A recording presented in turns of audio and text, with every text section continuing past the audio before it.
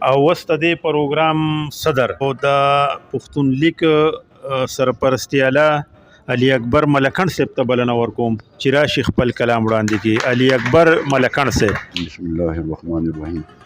د آواز ملکن ډیره مننه، ډیر ښایسته او ډیر خوندور پروګرام یې را جوړ کړی دی.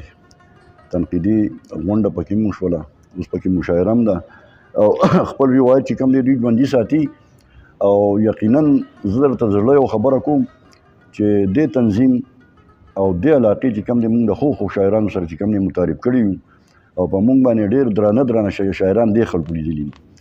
د رحمت شاه ساحل غونډه کې خلک چې کوم دی د هغوی سره موږ دې تنظیم اشنا کړي دي. په دې ځای کې پروګرامونه کېدل او موږ به اکثر دلته کې بیا شپه وه په هغه دغه باندې پروګرام باندې.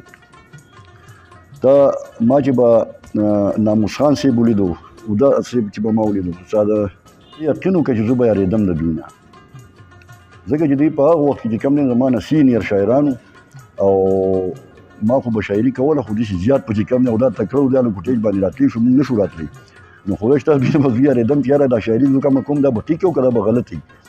نو د دوی ډېره مننه کوم چې دوی خپل روایت برقرار ساتي، وخت په وخت دا مشاعرې کوي او دا به ډېره غلطه وي چې کله د پښتو د ادب خبره راشي نو زموږ په علاقه کې چې کوم دی نو په اول صف کې چې کوم دی نو دوی ذکر چې کوم دی نو لازمي دی. تاسو په خدمت کې به چې کوم دی یو غزل وړاندې کړم، بس خو یو مې راړولی به ورته وړاندې کړم.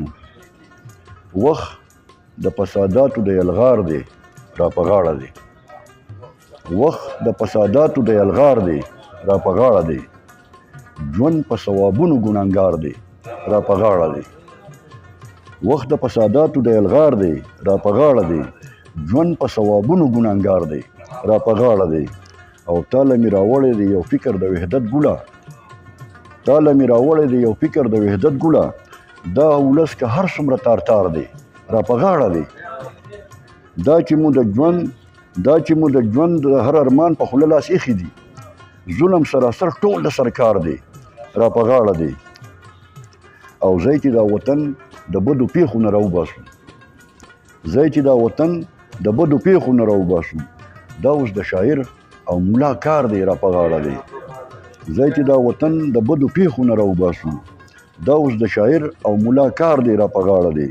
او وایم چې دا عمر په سوونو کاله عمر وي، وایم چې دا عمر په سوونو کاله عمر وي، مرګ اخر د ژوند په سر ګزار دی را په غاړه دی. او وایم چې دا عمر په سوونو کاله عمر وي، مرګ اخر د ژوند په سر ګزار دی را په غاړه دی.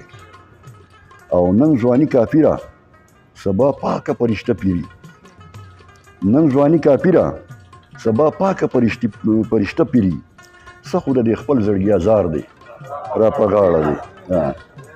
او دا حورې غلمان او د جنت دغه یو څو ورځې، دا حورې غلمان او د جنت دغه یو څو ورځې، بله ورځ د وران ویجاړ بازار دی را په غاړه دی.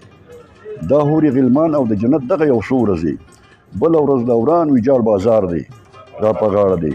او څه وایي چې اوس په ملکن هغسې وي که نه، څه وایي چې اوس په ملکن هغسې وي که نه، هغسې زړه ستړی انتظار دی را په غاړه دی. ډېره